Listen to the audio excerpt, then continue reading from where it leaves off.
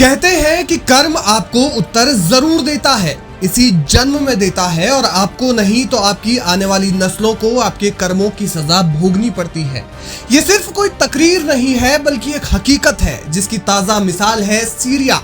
जी हाँ, सीरिया में एक दशक से भी लंबे समय से चल रहा गृह युद्ध आखिरकार अपने अंजाम तक पहुंच गया है। 2011 में मुल्क में सरकार के विद्रोह में उठी एक आवाज ने आज सीरियाई सरकार को ही जड़ से उखाड़ कर फेंक दिया है। असद परिवार के 50 वर्षों का एक छत्र राज भी खत्म हो गया है।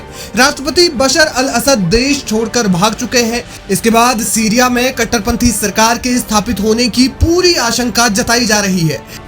शायद ही किसी ने सोचा होगा कि रूस और ईरान जैसे ताकतवर देशों की मदद मिलने के बाद भी सीरिया में स्थिति ऐसी पैदा हो जाएगी कि राष्ट्रपति को भागना पड़ जाएगा।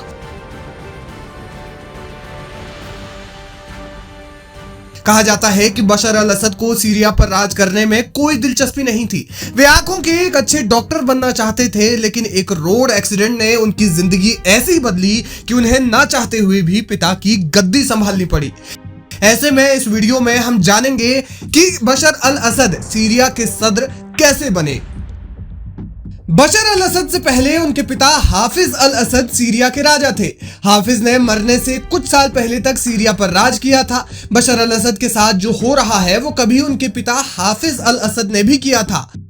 13 नवंबर साल 1970 में हाफिज अल असद ने सीरिया में तख्ता पलट किया था और खुद मुल्क के राजा बन बैठे थे। कहते हैं कि 1946 से ही सीरिया राजनीतिक अस्थिरता का सामना कर रहा था, जिसका फायदा हाफिज अल असद को मिला।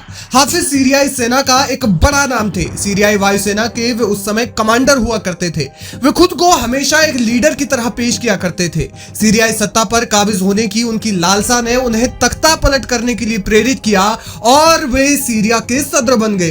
कहा जाता है कि हाफिज अपना उत्तराधिकारी अपने छोटे बेटे बासिल अल असद को बनाना चाहते थे, क्योंकि बशर की गद्दी संभालने में कोई दिलचस्पी नहीं थी। यही कारण है कि वे लंदन में आंखों के डॉक्टर की प्रैक्टिस कर रहे थे। बीबीसी की documentary the Assads a dangerous dynasty के अनुसार बशर अल असद का लंदन में बहुत खुशहाल जीवन था। वह अंग्रेजी गायक फिल कॉलिंस के प्रशंसक थे और पश्चिमी संस्कृति से प्यार करते थे।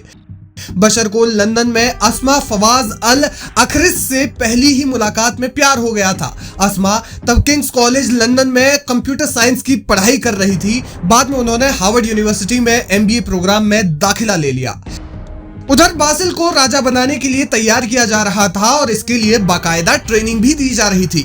लेकिन 1994 में बासिल की 33 वर्ष की आयु में एक सड़क दुर्घटना में मौत हो गई। इसके बाद बशर अल असद को लंदन से तत्काल बुलाया गया और सत्ता संभालने के लिए मनाया गया। बासिल की मौत के बाद बशर अल असद ने कुछ साल सीरियाई सेना को दिए। इस दौरान उन्होंने अपने पिता के सलाहकार के रूप में भी काम किया। 10 जून सन 2000 को जब हाफिज अल असद की मौत हो गई, इसके बाद सीरिया मानो असद परिवार के इशारों पर चलने लगी। पहले सीरिया में राष्ट्रपति बनने की न्यूनतम आयु 40 वर्ष थी, लेकिन हाफिज की मौत के बाद सीरियाई संसद ने तत्काल राष्ट्रपति पद के लिए न्यूनतम आयु को कम करने के लिए मतदान किया और आयु सीमा को 34 वर्ष कर दिया गया। तब जाकर कहीं बशर अल असद राष्ट्रपति बनने के लिए काबिल हो सके। इसके बाद असद निर्विरोध सीरिया के राष्ट्रपति चुने गए और 11 जुलाई 2000 को उनकी ताजपोशी हुई। राष्ट्रपति बनने के बाद चुनौतियां। राष्ट्रपति बनने के बाद बशर के सामने चुनौतियां भी कम नहीं थी। देश आर्थिक तंगी की मार झेल रहा था, ऊपर से सरकार के खिलाफ विद्रोह भी कम नहीं था। असद को इसराइल के साथ अस्थिर संबंधों, लेबनान में सैन्य कब्जे और जल अधिकारों को लेकर तुर्की के साथ तनाव का सामना करना पड़ा। हैरानी की बात यह है कि इस तख्तापलट में लेबनान को छोड़कर तुर्की और इसराइल पर ही इसके आरोप लग रहे हैं। असद के बारे में चाहे जितना कहा जाए कि वो पश्चिमी सभ्यता से प्रेरित थे या उन्होंने सत्ता संभालने के समय सीरिया को बदलने की चाहे जितने वादे किए हों, लेकिन सच तो ये है कि उनके आने के बाद सीरिया में कुछ खास परिवर्तन नहीं हुआ, बल्कि उन पर विपक्ष के दमन के आरोप लगे। 2007 में राष्ट्रपति पद के उम्मीदवार की पुष्टि के लिए जनमत संग्रह करवाया गया था, जिसमें कोई विपक्षी दल प्रतिस्पर्धा में ही शामिल नहीं था और इस तरह एक बार फिर 97% के समर्थन के साथ वे राष्ट्रपति दोबारा बन गए। जानकार मानते हैं कि यही कारण है कि सीरिया में विद्रोह तेज हुआ और 2011 में मुल्क में खाना जंगी या गृह युद्ध शुरू हो गया।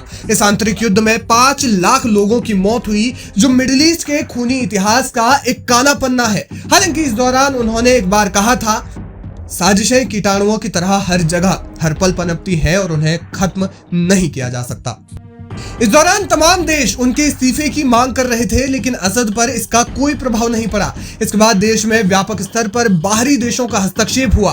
रूस और ईरान ने सरकार की मदद की, तो वहीं अमेरिका, इसराइल और तुर्की पर आतंकियों के सर्वनाश के नाम पर विद्रोहियों को साथ देने के दावे किए गए थे। साल 2018 में संयुक्त राज्य अमेरिका ने ब्रिटेन और फ्रांस के सहयोग से सीरिया में हवाई हमले का आदेश दिया। ईरान ने अपने प्रॉक्सी संगठन हिजबुल्लाह को सरकार की मदद के लिए भेजा और 6 वर्षों तक हिजबुल्लाह के लड़ाकों ने सीरिया में विद्रोही गुटों से जमीनी लड़ाई लड़ी। सीरियाई सरकार ने विद्रोहियों को कुछ समय के लिए शांत तो कर दिया, लेकिन उनकी गर्दन नहीं दबोच पाए। यही कारण है कि हिजबुल्लाह और इसराइल में जंगबंदी के तुरंत बाद हयात तहरीर अल शाम ने पहले अलेप्पो और कुछ ही दिनों के बाद अब राजधानी दमिश्क पर कब्जा कर लिया और सीरिया में बशर अल असद के शासन को समाप्त कर दिया। यह समय सीरिया को एक निर्णायक मोड़ देने के लिए अहम साबित हो सकता है। सवाल यही है कि सीरिया में क्या प्रजातंत्र स्थापित होगा या कोई कट्टरपंथी सरकार अपनी मनमर्जी चलाने के लिए सत्ता पर बैठेगी।